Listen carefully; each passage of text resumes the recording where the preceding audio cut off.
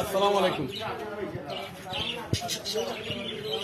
নিচ থেকে দেখাও, নিচ থেকে দেখাও। এই দেখেন অবস্থা, মানুষ যেরকম লঙ্কি যেরকম পেশায় কাজ করে, তো এইভাবে দেখেন এখন সারাদিন রোজা রেখে অনেক ব্যবসা বাণিজ্য অফিস আদালত সব শেষ করে শপে আসছে।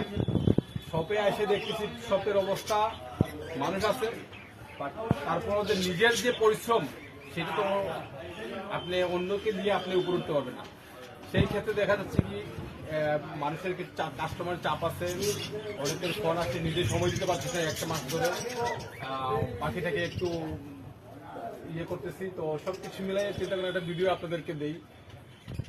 দেখেন একটা কথা হলো, লাস্ট ফিনিশিং যেটা দিতে যাচ্ছি, আপনি যদি উপরে উঠতে হয় প্রথম হইলে আপনি সৎ হইতে হবে। সৎ যেহেতুই আপনি টাকাওয়ালা মানুষ হন, সৎ যদি না হন কখনো উপরে উঠতে পারবেন না।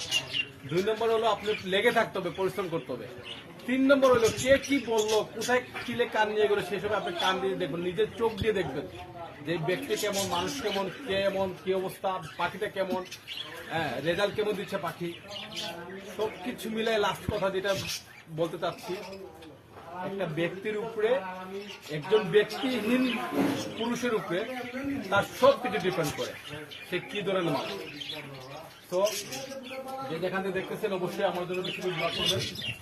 আর ভিডিওর পিছনেও সবাইকে জানাচ্ছি, সবাইকে জানাই অগ্রিম ঈদ মোবারক। যে যেখান থেকে দেখতেছেন আসবেন। কিছু পাখি সেট আপ করতেছি, পাখিগুলা অনেক পাখি সেল হচ্ছে, আবার আজকে অনেকগুলো পাখি আসছে, কালেকশন হয়েছে।